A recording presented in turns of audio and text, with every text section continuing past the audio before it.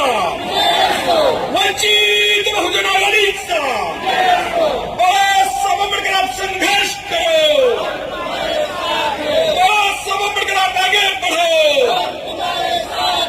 अरे आएगा कौन, अरे लड़ाएगा कौन, अरे छाएगा कौन, अरे जीतेगा कौन? वंचित बहुजन आघाडीचा, वंचित बहुजन आघाडीचा।